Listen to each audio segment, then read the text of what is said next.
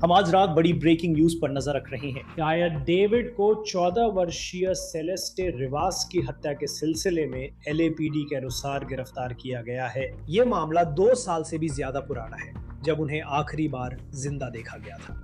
David की Tesla की dicky में उनका सला गला शव पिछले साल मिला था। हम इस मामले पर नजर बनाए हुए हैं जिसे लॉ एंड क्राइम ने दिखाया है। मैं क्रिस स्टीवर्ट हूं।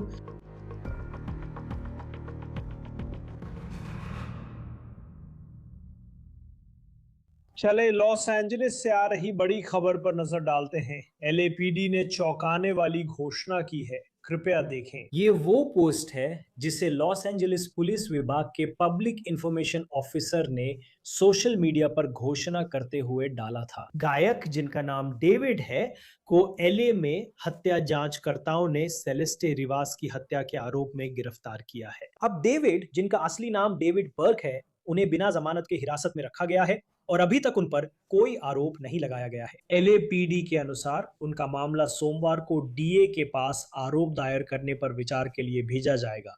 हम जल्द ही इस प्रक्रिया पर विस्तार से चर्चा करेंगे।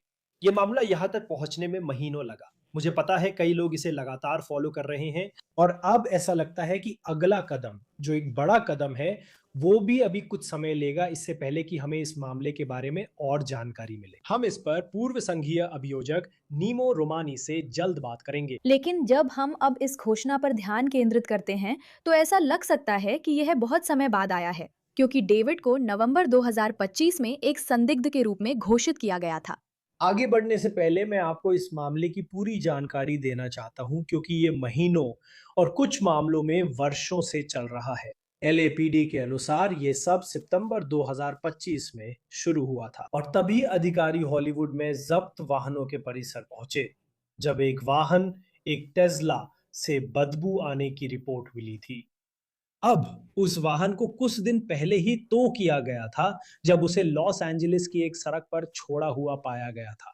अब पुलिस का कहना है कि वो वाहन, वो टेस्ला, डेविड बर्ग के नाम पर रजिस्टर्ड थी और संगीत समुदाय में बहुत से लोग उन्हें सिर्फ एक नाम से जानते हैं, डेविड, D4VD। जासूसों ने कार की तलाशी में एक शव पाया, जिसकी पहचान 14 साल की लड़की के रूप में हुई। उसका नाम सेलेस्टे रिवास हर्नांदेज। उसका शव टेस्ला के सामने स्टोरेज एरिया में सड़ा हुआ मिला, जो गाड़ी के डिक्की जैसा था, अधिकारियों ने बताया। जांचकर्ताओं ने कहा है कि सेलेस्टे की मौत को हफ्तों हो चुके थे, इससे पहले कि उसका पता चला। उस किशोरी की मां ने जांचकर्ताओं को बताया कि उसे आखिरी बार अप्रैल 2024 में देखा गया था और उससे संपर्क हुआ था। तो अब हम अप्रैल 2026 में हैं, जहां डेविड को उसकी हत्या के सिलसिले में गिरफ्तार कर लिया गया है। उसकी मां के अनुसार उसे आखिरी बार करीब 2 साल पहले जिंदा देखा गया था। उसकी मां ने अपनी बेटी के बारे में एक और बात जोड़ी, और वो ये थी कि उसका एक बॉयफ्रेंड था जिसका नाम डेविड था। 2025 के अंत तक सूत्रों ने एबीसी न्यूज को बताया कि डेविड को संदिग्ध माना जा रहा था, लेकिन उस पर आरोप नहीं लगे थे। फिर भी पर्दे के पीछे एक ग्रैंड जूरी इस मामले में सबूत सुन रही थी, जिसमें बर्क के 2025 की वसंत ऋतु के दौरान कैलिफोर्निया के सैंटा बारबरा क्षेत्र की यात्रा की रिपोर्ट भी शामिल थी और हॉलीवुड हिल्स की उस संपत्ति की तलाशी ली गई जहां वो कथित तौर पर ठहरा हुआ था, और वहां एक उच्च ताप पर जलाने वाला पिंजरा मिलने की रिपोर्ट भी सामने आई थी। फिर हम 2026 के जनवरी में पहुंचते हैं। डेविड के करीबी दोस्त नील लैंगस्टन को मोंटाना में इसलिए गिरफ्तार किया गया क्योंकि वो लॉस एंजलिस की ग्रैंड जूरी जांच में गवाह के तौर पर पेश नहीं हुआ, और उसके एक हफ्ते बाद लैंगस्टन को लॉस एंजलिस की एक अदालत में प्रवेश करते हुए देखा गया और बताया गया कि उसने ग्रैंड जूरी के सामने गवाही दी। लेकिन तब से ज्यादातर समय, साफ तौर पर कहें तो इस मामले में पूरी तरह से सन्नाटा रहा है। अब तक कोई ठोस प्रगति नहीं हुई थी। अब हमारे साथ इस खबर पर चर्चा के लिए पूर्व संघीय अभियोजक नीमो रोमानी, वेस्ट कोस्ट ट्रायल लॉयर्स के अध्यक्ष जुड़ रहे हैं। लॉ एंड क्राइम पर आपका स्वागत है। आज रात लॉस एंजलिस से बड़ी खबर आई है, आपकी प्रतिक्रिया क्या है? क्योंकि हम डेविड की गिरफ्तारी को लेकर काफी समय से इस पर रिपोर्टिंग कर रहे हैं। क्रिश, मेरी प्रतिक्रिया है कि देर आए दुरुस्त आए। मुझे लगता है कि ये वही था जिसकी हम सभी को उम्मीद थी, जब आपकी टेस्ला के आगे वाले हिस्से में एक शव सड़ता हुआ मिलता है और एक युवा लड़की काफी समय से लापता है और बहुत सारे सबूत हैं कि वो आपके या आपके साथियों में से किसी के साथ भाग गई थी। मुझे लगता है कि यह कई सबूत डेविड की ओर थे। असली सवाल था, इसमें देर क्यों हुई? और मुझे लगता है कि मेरी पहली प्रतिक्रिया यह है कि आप जानते हैं, मैं एलए में रहता और काम करता हूं। मैं कानून प्रवर्तन का सम्मान करता हूं, लेकिन यहां चीजें धीरे-धीरे चल सकती हैं। मुझे लगता है कि जांच करने वाली ग्रैंड जूरी ही असली जवाब है। मुझे लगता है कि डीए डेविड के करीबी लोगों में से कुछ को पक्का करना चाहता था, ताकि वे सहयोग करें और ट्रायल के दौरान कोई गड़बड़ ना हो। मुझे लगता है वे इसी का इंतजार कर रहे थे, फिर गिरफ्तारी की। एलएपीडी के सीआईओ अकाउंट ने घोषणा की कि सेलेस्टे रिवास की हत्या के मामले में उसे गिरफ्तार किया गया है और फिर इसमें कहा गया है कि उसे बिना जमानत के हिरासत में रखा गया है। और फिर इस मामले की समीक्षा सोमवार को डीए के कार्यालय द्वारा की जाएगी या ये मामला सोमवार को जिला अटॉर्नी के कार्यालय के समक्ष जाएगा। अगर आप हमें प्रक्रिया समझा सकें कि ये कैसे काम करता है, बजाय सिर्फ ये बताने के कि उस पर आरोप लगा और वो कल पहली बार अदालत जाएगा। अच्छा, आमतौर पर जब आप डीए की बात करते हैं तो आमतौर पर मामला उनके पास बाद में आता है। ये मामला वैसा नहीं है। कानून प्रवर्तन एजेंसियां किसी को गिरफ्तार करती हैं, वे एक रिपोर्ट तैयार करते हैं। वो रिपोर्ट, वो फाइल डीए की मेज पर जाती है और फिर आरोप तय करने वाला जिला अटर्नी फैसला करता है। ये मामला अलग है क्योंकि यह अधिक सक्रिय जांच है। जाहिर है, सेलेस्टे रिवास काफी समय से लापता हैं और काफी समय से उनकी मौत भी हो चुकी है। तो आपके पास ये मामला है जिस पर अब 6 महीने से ज्यादा समय से काम किया जा रहा है। मेरा मतलब है, अगर मुझे ठीक याद है तो सेलेस्टे का शव सितंबर में मिला। हम सब ने कार की जब्ती और तलाशी का वीडियो देखा था। बाद में पुलिस ने डेविड के घर पर भी तलाशी वारंटों के तहत तलाशी ली। फिर से यह सब कई महीने पहले हुआ था। तो ये ऐसा मामला नहीं है जो बस किसी डीए की मेज पर एक फाइल की तरह आ जाए। ये मामला जिला अटॉर्नी कार्यालय के अभियोजकों द्वारा निर्देशित है, जिन्होंने जांच के लिए ग्रैंड जूरी बुलाई है। और हम जानते हैं कि ज्यादातर राज्यों में और संघीय स्तर पर ग्रैंड जूरी के 2 कार्य होते हैं।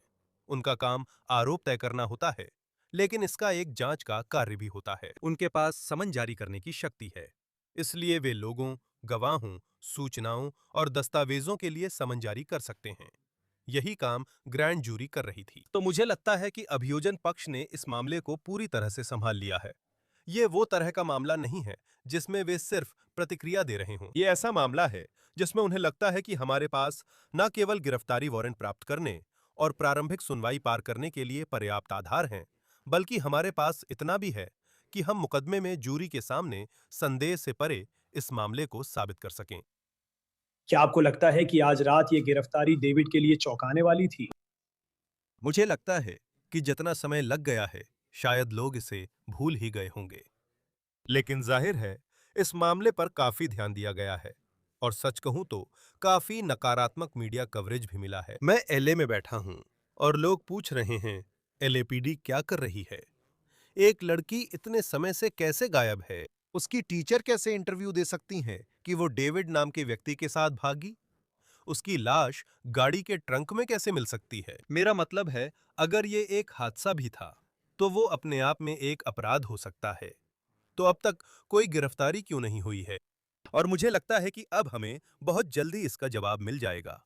मुझे लगता है कि जानकारी सामने आ जाएगी। हमारे पास और भी बहुत सारे सबूत होंगे, चाहे वो गवाहों की गवाही हो, जांच में सहयोग करने वाले लोग हों या फिर इलेक्ट्रॉनिक सबूत, मोबाइल फोन, सोशल मीडिया हो। कई लोग सोशल मीडिया पर नजर रखते हैं, जासूस और डिटेक्टिव्स भी। उन्होंने डिजिटल फुटप्रिंट का पीछा किया है ना? और उन्होंने देखा है, आप जानते हैं, सोशल मीडिया पर तस्वीरें, इमेजेस देखी हैं जिनमें दोनों एक साथ नजर आ रहे हैं। और मुझे लगता है कि ये सारी बातें उस दीवार की ईंटें हैं जो आखिरकार इस केस में डेविड के दोषी साबित होने की वजह बनेंगी। साथ ही जब आप एलएपीडी के बारे में सोचते हैं तो सेलिब्रिटीज उनके लिए खास नहीं, जैसा कि अन्य पुलिस डिपार्टमेंट्स के लिए हो सकता है। जब आप टाइमलाइन देखते हैं तो हाँ, इस केस में ऐसे एलिमेंट्स हैं जिनके घटनाक्रम पर हम लगातार नजर रखते रहे हैं, लेकिन डेविड की मशहूर हैसियत ने इस मामले में उसकी गिरफ्तारी होने में लगे समय को कितना बढ़ाया। हम देखेंगे कि वे उस पर किस आरोप लगाते हैं। ये दिलचस्प है। लोग मानते हैं सेलिब्रिटी फैक्टर मदद करता है, लेकिन मुझे नहीं लगता कि एलए में सेलिब्रिटी होना हमेशा मददगार है। असल में इससे ज्यादा ध्यान जाता है। हाल ही में जिस केस का मैं उदाहरण देता हूं, उसमें मैथ्यू पेरी वाले मामले में हाल ही में एक महिला को सजा सुनाई गई थी। वो ड्रग्स से जुड़ी मौत में शामिल और पीड़ित थे। लेकिन आप जानते हैं, केटामाइन क्वीन जैस्मिन सॉन्ग ने मैथ्यू पेरी को मार दिया, और फिर भी मैं भोला नहीं हूं। उस केस को अलग तरीके से देखा गया था, बनिस्बत 2019 के केस के, जब उसने किसी को केटामाइन से मार दिया था। तो सेलिब्रिटी फैक्टर ध्यान आकर्षित करता है। हम लॉ एंड क्राइम पर इस केस की बात कर रहे हैं क्योंकि मामला डेविड का है। और आप जानते हैं, बहुत सी जवान लड़कियां हैं जो गायब हो जाती हैं, और मैं उनके बारे में बात नहीं कर रहा हूं। मुझसे उसके बारे में बोलने के लिए नहीं कहा जाता, और इससे कोई फर्क नहीं पड़ता। इससे ये कम सही नहीं हो जाता। बहुत सी महिलाएं हैं जिन्हें तस्करी का शिकार बनाया जाता है, उनका यौन शोषण होता है, वे हिंसा की शिकार होती हैं, उन्हें यहां हर दिन सैकड़ों हजारों की संख्या में मार दिया जाता है। मुझे लगता है कि सेलिब्रिटी फैक्टर ने इस मामले पर ज्यादा ध्यान खींचा, चाहे कानून प्रवर्तन हो या अभियोजन, सिर्फ इसलिए कि मामला डेविड से जुड़ा है। सही है। और जब आप एलए के बारे में सोचते हैं, मेरा मतलब है, हमने हाल ही में निक रेनर के बारे में बात की थी। उस मामले में परिस्थितियां बिल्कुल अलग थी। मेरा मतलब है, कोर्ट में पेशी के वक्त उन पर जितना ध्यान और कैमरे रहते हैं, वो बाकी मामलों और ऐसे मुद्दों से जूझे परिवारों से बिल्कुल अलग है। जब आप इस मामले को आगे बढ़ते हुए देखते हैं, तो मुझे नील लैंगस्टन याद आते हैं, जो डेविड के दोस्तों में से एक है। उन्हें इस ग्रैंड जूरी के साथ सहयोग न करने के लिए गिरफ्तार कर लिया गया था। बाहर से देखने पर अभियोजक इस मामले को जिस तरह संभाल रहे हैं, उसमें आपका सबसे ज्यादा ध्यान किस बात ने खींचा? हाँ, उस मामले के बारे में सोचिए। अगर मुझे सही याद है, ये वही शख्स था जिसने ग्रैंड जूरी के सामने गवाही से इनकार किया था। जिला अटॉर्नी का कार्यालय उसे कैलिफोर्निया लाने के लिए दूसरे राज्य जाकर गिरफ्तारी वारंट हासिल किया था।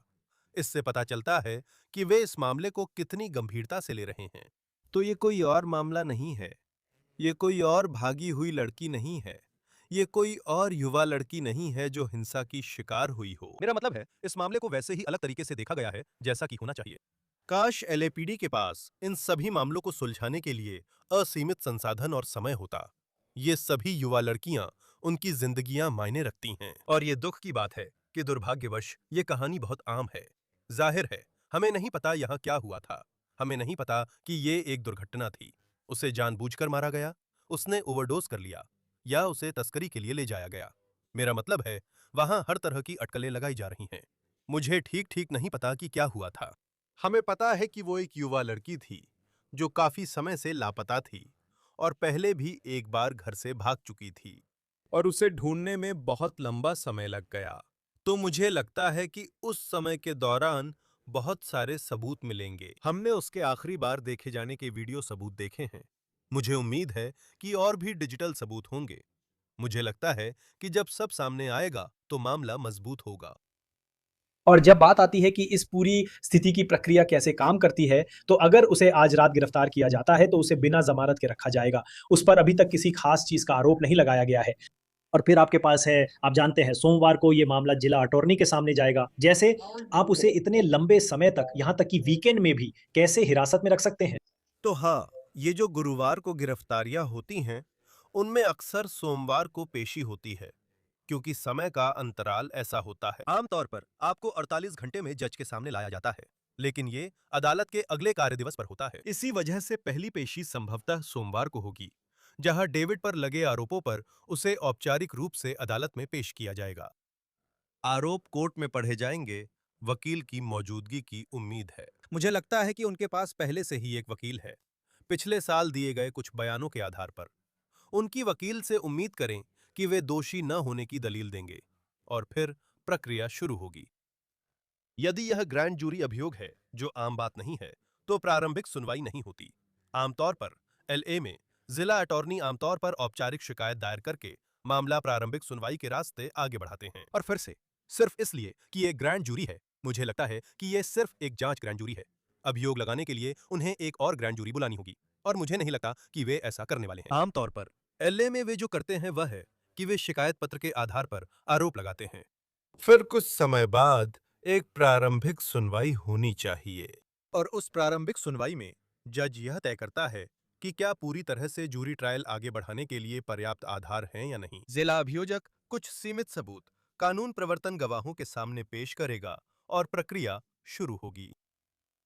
और यही मेरा अगला सवाल था, क्योंकि हमें मौत का कारण विशेष रूप से पता नहीं है। आप जानते हैं, इस समय हमें सिर्फ इतना पता है कि उसका शव किस हालत में मिला था, दुर्भाग्य से। लेकिन हमें यह भी नहीं पता कि उस पर कौन-कौन से आरोप विशेष रूप से लगेंगे।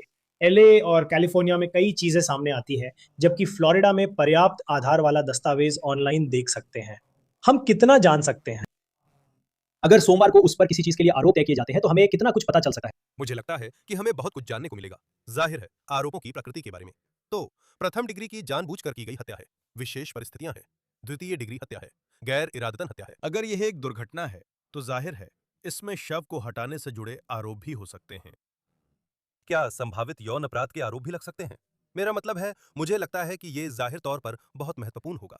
मेरा मतलब है, हम अभी सिर्फ अनुमान ही लगा रहे हैं। कैलिफोर्निया में यहाँ मौत की सजा नहीं है, यहाँ रोक लगी हुई है। पिछले 20 साल में कोई फांसी नहीं हुई, इसलिए चाहे आरोप कुछ भी हों, मौत की सजा की उम्मीद न करें। लेकिन फिर भी पहली डिग्री, जानबूझकर पूर्व नियोजित हत्या, विशेष परिस्थितियां या कोई दंड वृद्धि के प्रावधान बहुत कुछ बताएगा। लगता है कुछ ही दिनों में सबूत सामने आ जाएगा।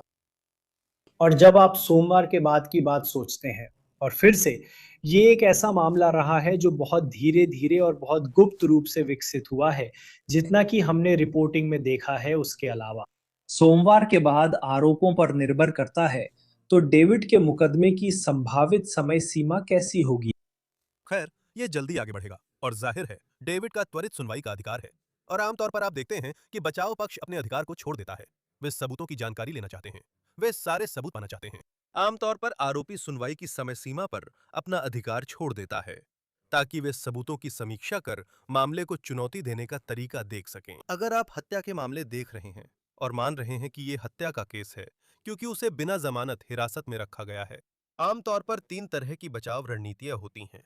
पहली, वो मैं नहीं था, जिसमें दूसरों पर उंगली उठाई जाती है। कुछ आप जानते हैं, ये एक हादसा था या मेरा इरादा ऐसा करने का नहीं था, सही है। तो कुछ ऐसा हुआ जो हत्या से कम था या किसी तरह की आत्मरक्षा थी। सेलेस्टे रिवास कम उम्र की लड़की है।